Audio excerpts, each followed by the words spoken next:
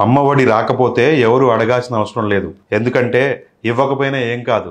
ఇచ్చిన జగన్ ఓడిపోయాడు కాబట్టి. 66 లక్షల మంది అవ్వాతాతలకు నెల నెలా పెన్షన్ ఇవ్వకపోయినా ఏమి కాదు. ఇంటికొచ్చి ఇవ్వటం అసలుకే మంచిది కాదు. ఎందుకంటే ఇచ్చిన జగన్మోహన్ రెడ్డి ఓడిపోయాడు కాబట్టి. డోర్ స్టెప్ డాక్టర్ అసలు ఈ పథకం ఎత్తేసినా అడగాల్సిన అవసరమే లేదు.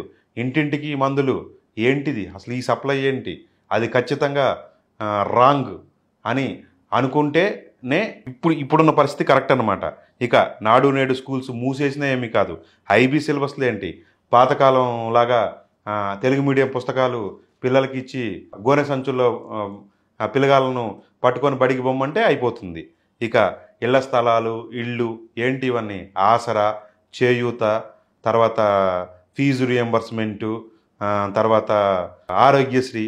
ఎందుకు ఇవన్నీ? రాష్ట్రాన్ని సోమాలియా చేయాలా, లేకపోతే వెనిజులా చేయాలా, లేకపోతే శ్రీలంక చేయాలా? ఏం మాత్రం అవసరం లేదు. ఇంటికే సర్టిఫికెట్లు ఏంటి అసలు? ఏంది స్కీమ్? వాడిపై తీసుకొచ్చుకోలేడా? ఎవడన్నా కుంటోడా గుడ్డోడా?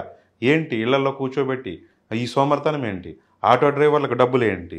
ఇక ఇదంతా ఏందంటే జగన్మోహన్ రెడ్డి నేను చెప్పిందే చేశా, నేను చేసిందే చెబుతా, నాకు మేనిఫెస్టో అంటే నేను ప్రజలకు హామీ ఇచ్చిందంటే నాకు ఖురాను, నాకు బైబిలు, నాకు భగవద్గీత అని చెప్పారు కదా. ఈ తోటకూర ఏమీ అవసరం లేదు. ఇచ్చినా ఇవ్వకపోయినా అడగాల్సిన అవసరమే లేదు. అసలు ఒక రకంగా సంక్షేమం అనే మాటను ఎత్తేసినా కూడా ఏ నష్టము లేదు. ఎందుకంటే సంక్షేమాన్ని ఒక నెక్స్ట్ లెవెల్కు, ఒక పీక్ స్టేజ్కు, శాచ్యురేషన్ స్థాయికి తీసుకెళ్ళినటువంటి జగన్మోహన్ రెడ్డినే జనం కొట్టి కుదేలు చేశారు కదా. కింద ఎక్కడో అధపాతాలను నెట్టేశారు కదా. ఇంకెందుకు సంక్షేమం? అసలు ఇవ్వమని వైసీపీ వాళ్ళు అడుగుతారా? ఒకవేళ అడిగితే మాత్రం ఇవ్వాలనా? ఎందుకంటే అవసరం లేదు. ఎందుకంటే జనమే ఓడిచ్చారు కదా. నిజంగా ఇప్పుడు అధికారంలోకి వచ్చిన చంద్రబాబు నాయుడు గారు ఎందుకు ఇవ్వాలి? అంటే ఇవ్వాల్సిన అవసరం కూడా లేదు. అంటే చంద్రబాబు నాయుడు ఏదో ఇవ్వాలి ఖచ్చితంగా, ఇది జగన్మోహన్ రెడ్డి పథకం, ఆయన ఇచ్చారు, నువ్వు ఇవ్వాలి అని వాళ్ళ పార్టీ నుంచి అడుగుతుంటారేమో. ఎందుకంటే వాళ్ళు ఇంకోసారి అధికారంలోకి రావాలో లేకపోతే ఇంకోటో కోసం అడుగుతుంటారేమో. అస్సలు అవసరమే లేదు. అసలు ఏ సంక్షేమం అనే మాటే వద్దు. ఎందుకంటే జనం బద్దకస్తులు అవుతున్నారు. రాష్ట్రం అధోగతి పాలవుతూ ఉంది. అసలు ప్రజలకు డబ్బులు పంచడం ఏంటి? వాళ్ళ స్వశక్తితోటి వాళ్ళు బతకాలి కానీ, కాళ్ళు చేతులు ఉన్న తర్వాత వాళ్ళు పని చేయాలి కానీ, వాళ్ళు ఇళ్లలో పనికి జీతగాళ్ళు వచ్చే పరిస్థితి లేదు.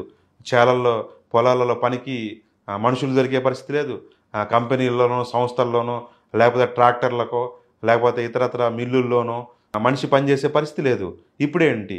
ఇవ్వకుండా ఉంటే ఆడే ఇళ్ళు చచ్చినట్టు పని చేసుకుంటాడు. పని చేసుకొని వాడు సంపాదించుకొని తినాలి. అట్లా తినేటటువంటి వ్యవస్థ రావాలి. దానికోసం ప్రజలు తీర్పిచ్చారు. దానికోసం జగన్మోహన్ రెడ్డిని ఏ తాడేపల్లి ప్యాలెస్ ఉందో అందులోనే కూర్చోపోమన్నారు. ప్రతిపక్ష నాయకుడు హోదా కూడా ఇవ్వలేదు. అసెంబ్లీలో ఆయనకు ముందు వరుసలో కుర్చీ కూడా కూర్చోబెట్టాల్సిన అవసరం లేదు. అసలు ఆయనకి అసెంబ్లీలో మాట్లాడటానికి టైం ఇవ్వాల్సిన అవసరమే లేదు.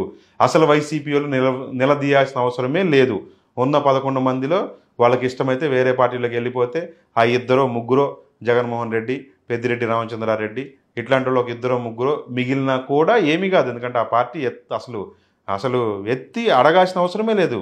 ఇది సంక్షేమం చెయ్యి, ప్రజలు అధోగతి పాలవుతున్నారని అడగాల్సిన అవసరం కూడా లేదు. ఎందుకంటే ప్రజలు అవసరం లేదనుకునేంతటి స్థాయిలో ఆ పార్టీకి సీట్లు ఇచ్చారనమాట. ఆ పార్టీని ఆ స్థాయిలో నెత్తిన పెట్టుకున్నారు కాబట్టి వాళ్లకు ఏ అవసరము లేదు. రాష్ట్ర ప్రభుత్వంలో ఉన్నటువంటి డిక్షనరీ నుంచి, రాష్ట్ర ప్రభుత్వం రెగ్యులర్ కార్యక్రమాల నుంచి సంక్షేమం అనే మాట తీసేయచ్చు. అసలు బడ్జెట్ నుంచి సంక్షేమానికి ₹1 కేటాయించకపోయినా కూడా ఏమీ కాదు. ఎందుకంటే ప్రజలు అనేవాళ్ళు సంక్షేమం కోసం సంక్షేమం చేసినటువంటి జగన్మోహన్ రెడ్డిని దారుణంగా ఎత్తి కుదేసి ఇంట్లో కూర్చోబెట్టారు కాబట్టి ఈ పప్పు బెల్లాల అవసరం లేదు. ప్రజలను బద్దకస్తులు చేయాల్సిన అవసరం అసలుకే లేదు. Thank you. మరోసారి మరొక వీడియోలో కలుద్దాం.